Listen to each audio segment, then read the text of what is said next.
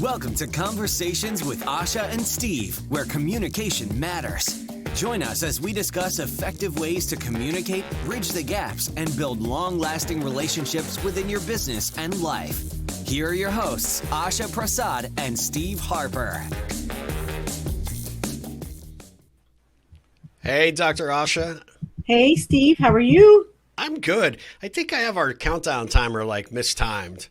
You know, I'm sure our editor is going to gripe at me about that. Why do you come in at the 10th second? There was 10 more seconds on our countdown timer. But we're just 10 seconds early. Hey, well, to be early is to be on time. To be on time is to be late, and to be late is to be dead. So here we are. Philosophy of Steve Harper. Yes, there you go. Welcome to Conversations with Asha and Steve. I am Steve Harper. With me is my awesome co-host, Dr. Asha Prasad. And today we're doing a lightning round conversation, Asha, and we do these lightning round conversations on the weeks that we are not able to live stream, and we still want to be able to put out great content for people to consume. They're a little bit shorter conversations, but today we are talking about one of the most exciting announcements of all of 2021. The release of Dr. Asha's new book. So Dr. Asha, take it away. Tell us what the title is. Tell us everything about this book. This is your time to shine. So my upcoming book is called, the title of it, Steve, is The Chrysalis Awakening, 5 Questions for Rediscovering Your Purpose and Potential in Uncertain Times. Wow. Yeah, it's kind of intriguing, right? So we all have uncertain times. And this book, it's very interesting to me because initially when I started writing my second book, it was actually supposed to be a different book. And then it's really funny. And so, but the thing is that this little pandemic kind of came in to play and changed the entire world. And so what happened is, and in that whole creative process, when you're in the flow of something, I mean, you're in the present moment, but you've also got these ideas. And what started emerging from that, working with my editor, Mark, which we all know, Mark Schwartz, awesome guy. Anyway, it's like, wait a second, there's something else here that needs to be written. We need to put the other one, we need to set it aside. We're not done with it. We just put it aside. And then this is the book. So this is the book that has come out of that. That's awesome. So the other book got put aside. This came to fruition. So what do you think was what motivated that change? Was it sort of a shift in your way of thinking? Because obviously you didn't shelve the other idea. You just put it on the side. But I mean, talking about the title, this sounds like something, that it is almost kind of perfect for that title because something else emerged, right? It really just emerged with this because, questions to ask you. I'm a big advocate of when things get, uncertain, you got to ask yourself some key questions actually to get you through it, to kind of discover what it is that you're on. And I feel like in this time, whenever we went through many lockdowns, especially in the country I am in, many lockdowns, lots of changes, everybody was kind of at a crossroads going, wait a second. It was like a forced pause. Yeah. Like, wait, what is going on? Wait a minute. Our life just stopped. What's happening? We're afraid to go out. We're afraid to meet with one another. We can't do that anymore. So that's what really, and the conversations that I was having with just about every one of my clients was like, about this. It's like, how do I deal with this uncertainty? So that's what really motivated it to really come about. Yeah. And, a perfect time for you to kind of, spend time in your head, kind of reflecting and thinking about what you really wanted to say and what was important. And the message coming out, they talk about us returning to the new normal, but is that really the case? I mean, everything is altered and changed to a certain degree. And how we, operate as, business owners and entrepreneurs and what we do to, manage our day-to-day lives has been altered really forever, right? And it has. Gives us a different perspective, different direction to go on a lot of levels. So this book sounds extremely timely because, we had all that time of self-reflection and we were kind of looking, how did we handle what we did? And not that any of us want to go back through it again, but if we were, how would we do things differently?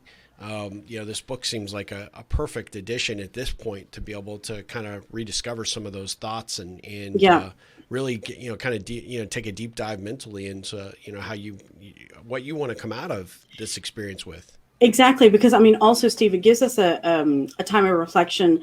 Were our lives before this happened fantastic and wonderful the way that we intended it to be? Like, were we happy with the way things were? Yeah. I mean, because we get into the hustle and bustle of life, and that's great.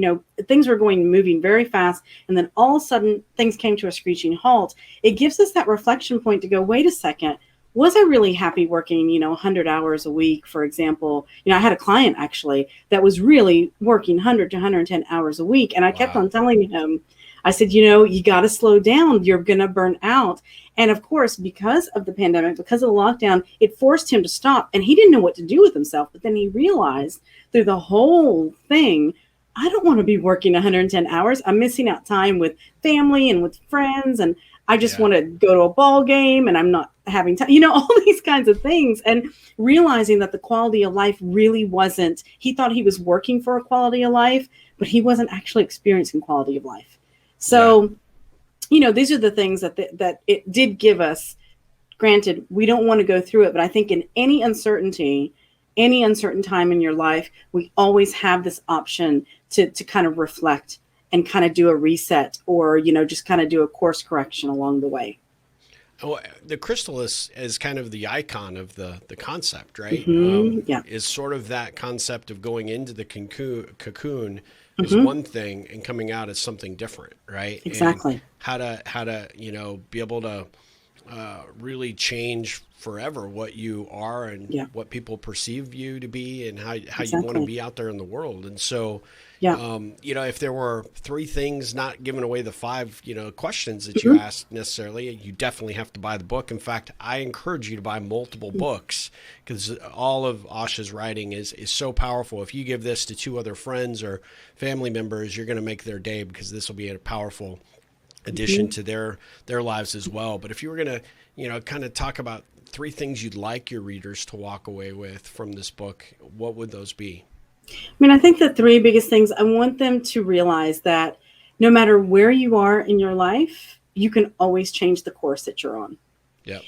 I want people to really get that because I know people, that are really advanced in their career thinking that, oh, I could never do that. I could never turn that hobby that I love into what I, really want to do. It's never too late. That's one thing. And I want people to realize that, it's figuring out what really brings you motivation and joy is a gift to the world in itself. And also, don't be afraid to daydream about what's next for you. Like really, just completely get into that childlike. We've talked about that before, Steve. You get into that childlike sense and just like, what do you want? How do you want to experience your life? It's your life. And, and I think that's one of the interesting things, Steve, about the chrysalis that you were talking about. When we're in the cocoon, it's an inner transformation that occurs. It's inside of us that occurs. And then we emerge out and, there's just complete darkness in that. And then we emerge out into the world as whatever it is that we, what we are, basically. Yeah. And don't be afraid to be who you are. I love that. So what are your other 2? Let's see. The other thing I would say, I would love to have people be able to reflect upon, what they've really learned in this process and not to forget those lessons. Oh, nice. I think that's one of the things because sometimes we tend to kind of skip over those things because they're painful for us a lot of times. We're like, I don't want to learn that. I don't want to deal with that. Like, what is that? But, so that's another thing. The other thing is that really figuring out, giving up things that you don't have control over. That would be my 3rd thing is giving up that control. Like, and I guess what I mean by that is I'm not saying that we don't have control over our lives, but we really don't. Think back to March 2020. Did any of us have that in our hands? Absolutely not. No. And sometimes there are going to be things external to us that are going to force us to make drastic changes. And it's okay, learning to accept that you can't control everything. Well, and you can't control those external factors, right? Right. You can't control, like you said, everything, but you can control how you respond and react to it. Exactly. I mean, I think that's the genesis of this book, right? Yes. Looking inward, figuring out, where you are today, and if it's not where you want to be, what do I need to do to get to where I want to be and emerge, with more strength and more power to be able to go and live the life of purpose that you ultimately want to have. Right. And right. I think the book, I can't wait to read it. It's going to be phenomenal, just like your other book. You're so powerful in terms of how you write and give people insight and ideas about how to do things much different. And that's what I really respect and admire about you. But the power that I think in this concept that you're talking about, that it gives them permission to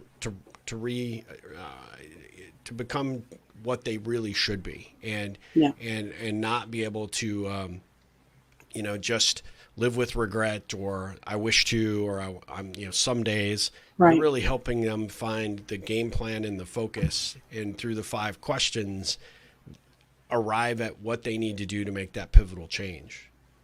Yeah, you know what, Stephen, that's one of the things that I think in seeing different people of different age groups, different stages of their lives, it is really just never too late. It's really never too late.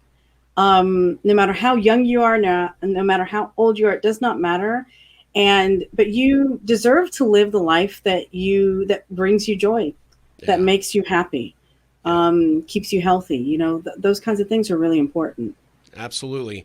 Well, so for our listeners and those that will watch this video, where can they learn about the book? And I know it's available for pre-sale on Amazon now, because I've already bought my copy. So I'm super jazzed and excited about that. But where will they be able to learn some information about the book? So they can go to my website, theprasadmethod.com, and go to the products page, and then they'll be able to find more information about that. I've got the ebook version for pre-sale right now on the website available, and then of course with Amazon. And we'll eventually have the print and Audible version as well. Awesome. Yeah. Fantastic.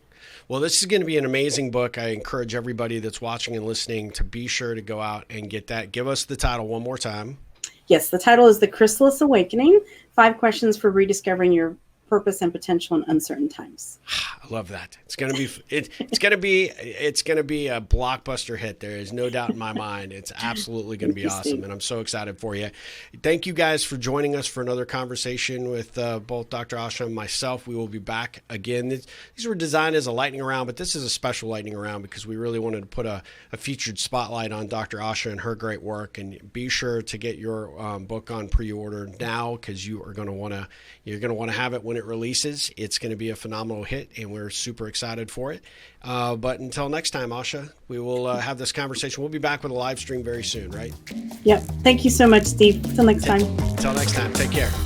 Thank you for joining us for today's episode of Conversations with Asha and Steve. We love to hear feedback and questions from our listeners. Please feel free to visit our Facebook page for more tips and information.